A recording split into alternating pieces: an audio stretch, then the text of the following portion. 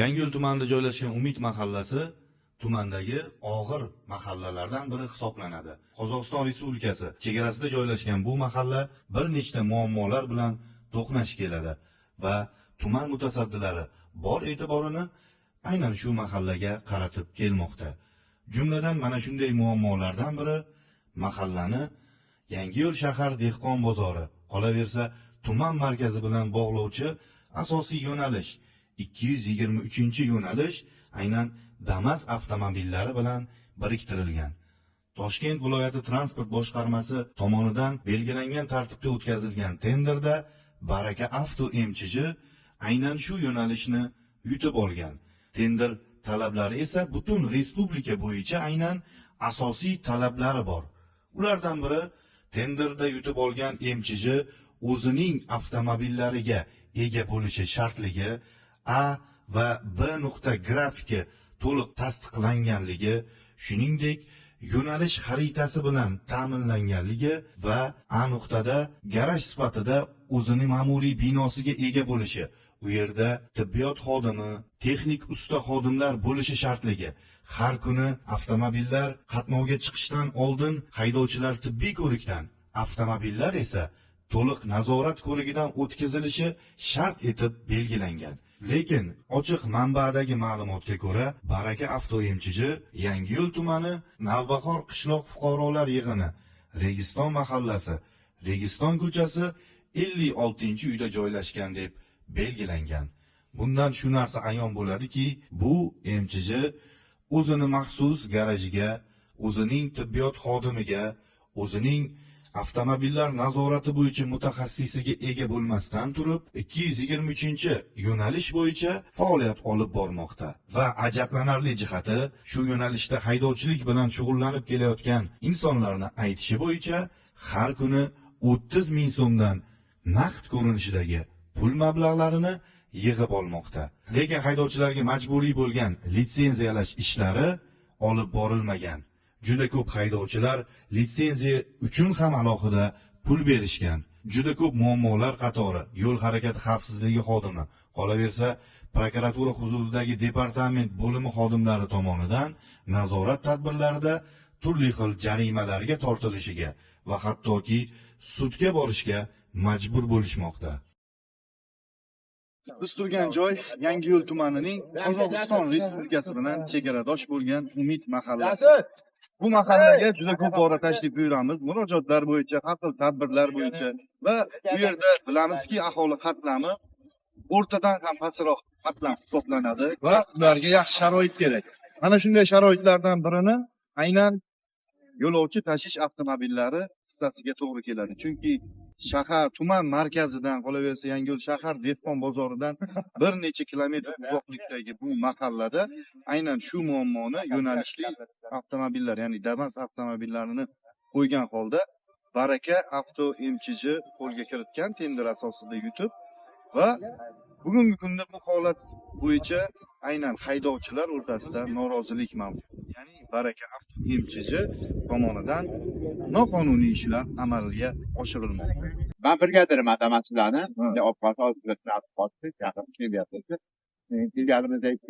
bitta mandan bolalarni 1 million 200 dan pul yo'qolgan.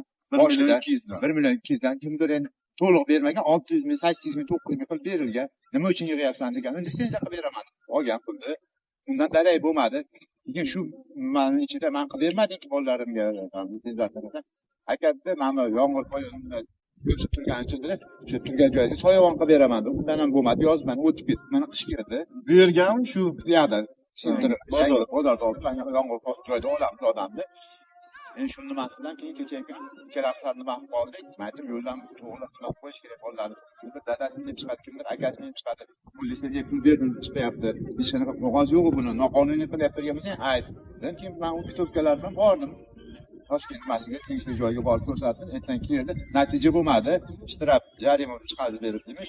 Shunda 100 ming marka chiqadigan ekanmi? 40 million 100 qancha ham chiqadi degan ekan. O'sha jarimalarni dedi, kelib dedi, haydovchilikka yo'yaman dedi. Ya'ni MChJ uchun chiqarilgan Jarima, belgilangan jarima haydovchilar gardaniga yuklangan. Yuklandi. Nima uchun bunaqa bermasang bunaqa bitta yurmaysan, departamentga olib kelaman, gapga. Olib kelsang o'zingni shu biz pulimizni berib qo'yganmiz. Kuniga chiqqan kunimizga 30 ming beramiz. Chiqqan kunimizga 30 ming beramiz. Har kuni 30 mingdan nechta avtomobil harakat?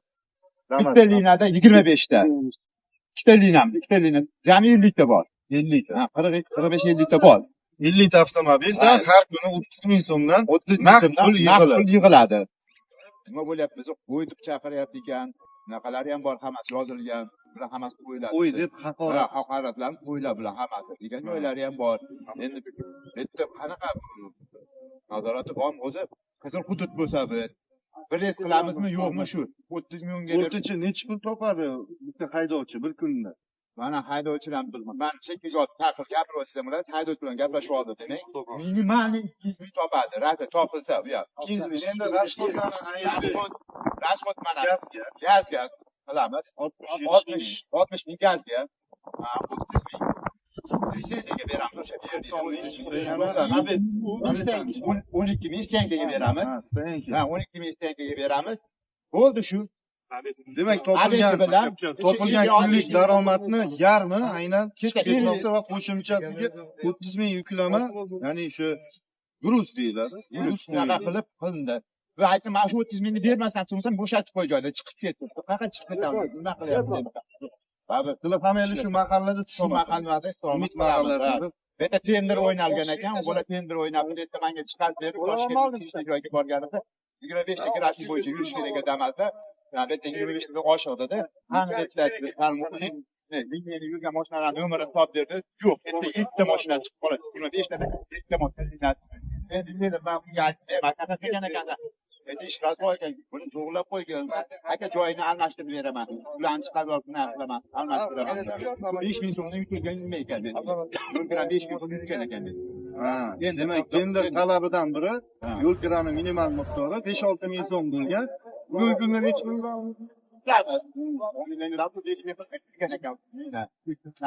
Nima qilib qo'yilgan ekan. Endi bizni sal yordam beradigan nima qilib ko'ryapti, yordam so'rayapti. Bizga u sizlar bilan mayli siz bizdan ishlagimiz kelmayapti. Kimdir Damas avtomobil bor. Mana shu liniyaga qo'shilmoqchisiz. Kimga uchrashgansiz? Birinchi dastlab. Endi biz brigadaga brigadaga borilgan. Sizga ham xuddi shu talab etilgan. Kuniga 30 ming so'mdan berasiz. Nima deyapsiz? Hammasi to'g'ri. Lekin misol qaraylik, sizlarga savolda yo'lda deylik sizlar uchun harakatlanishingiz uchun ularning maxsus garaji yo'q. Garaj yo'q. Ko'riknomada ko'rik yo'q, unaqa narsalar ko'rmaganmiz. ko'rik pechatini kim urdi? Endi o'zi uradi ko'proq. Yonida pechat urib beradi. Nima pechat u? Qaramaymiz, pechat urildi deb ketadi.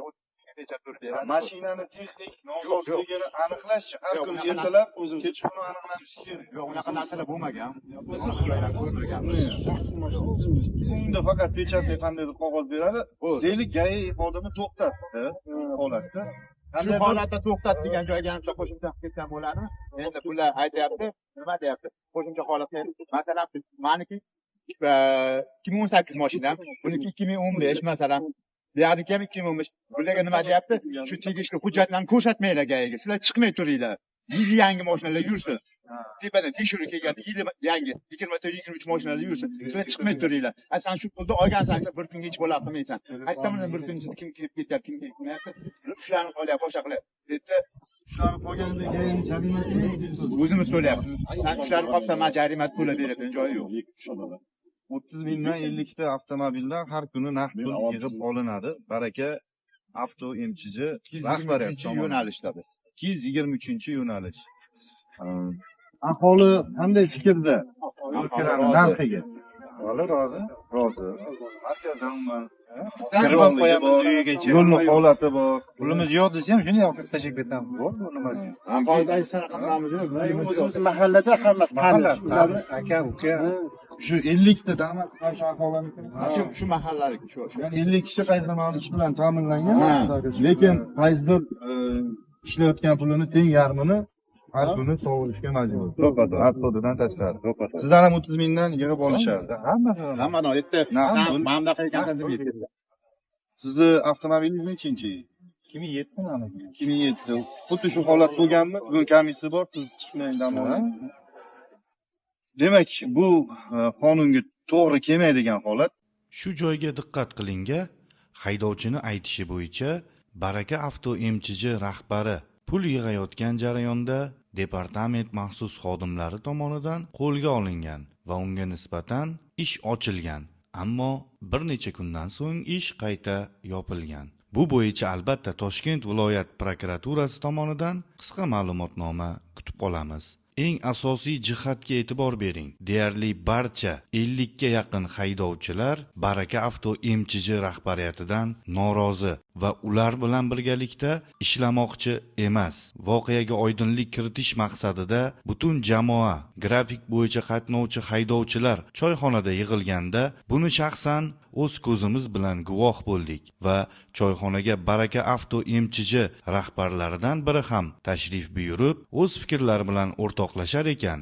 Agar bizdan kimdir norozi bo'lsa, biz tenderni bekor qilamiz, chunki bizni xohlamagan haydovchilar bilan biz ishlay olmaymiz, deya o'z fikrlarini bildirib o'tgan edilar. Ben okeyken merkez kiberime çıkmıyorum. Ya burası en doğru çünkü bu yan merkezinde yürüp alıp zıpıştaki ben işletiyorum. Abdülaziz sizden çıkarttı şey.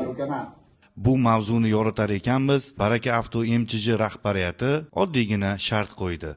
Biz bu liniyani o'zingiz xohlagandek yurgizishingiz uchun tashlab, boshqa liniyalar bilan shug'ullanamiz.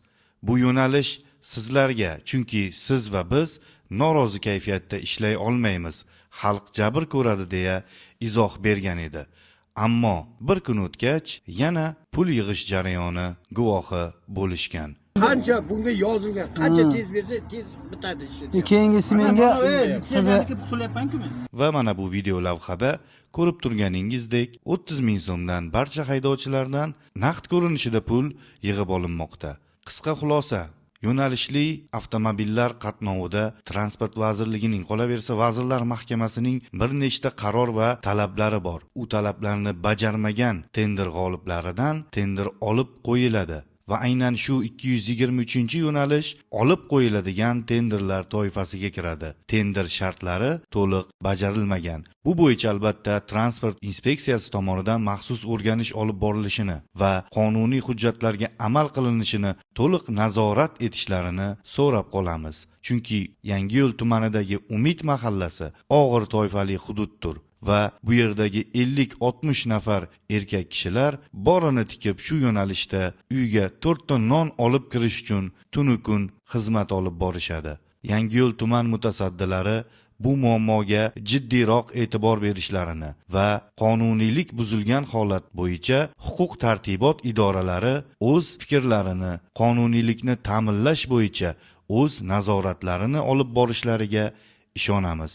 Va shuni istardikki, Baraka avto MChJ tomonidan ko'rsatilgan manzilda yana boshqa bir MChJ ham ochilgan va uning ta'sischisi ham To'laganov Abdulaziz hisoblanadi. Bundan nimani anglash mumkin? Bu MChJ tomonidan bir nechta yo'nalishlar nazorati olib borilmoqda. Xususan, Halqabod Niyozbosh yo'nalishida qatnashi kerak bo'lgan gazellar negadir Niyozboshdan emas, bozor oldidan harakatlanadi. Va yana Yangiyo'l shahar dehqon bozori Mirzaboboyev yo'nalishida qatnovchi Damazlar bo'yicha ham xuddi shunday muammo bor. Demak, nafaqat bu MChJni, balki bir nechta yo'nalishlar bo'yicha grafiklarni, tenderlarni qaytadan ko'rib chiqish zarur. Ha, mavzu chigal. Bu holatda aniq qonun buzilish holati aks etgan. Ya'ni tender asosida Baraka avto MChJ tomonidan yutib olingan mana shu yo'nalish, Umid mahallasi va Yangiyo'l shahar dehqon bozori 223-yo'nalish ko'rib turganingizdek belgilangan tender shartlari asosida emas, shunchaki shaxsiy manfaatni ko'zlab ishini davom ettirmoqda. Mavzu bo'yicha Yangiyo'l tuman hokimligi, Yangiyo'l tuman prokuraturasi va qolaversa Transport vazirligi Toshkent viloyati boshqarmasi huzuridagi yo'nalishli avtomobillar bilan shug'ullanuvchi maxsus inspeksiya e'tiboriga havola etib qolamiz. Ular to'liq o'rganib, bu bo'yicha aholiga, jamoatchilikka ma'lumot berishadi.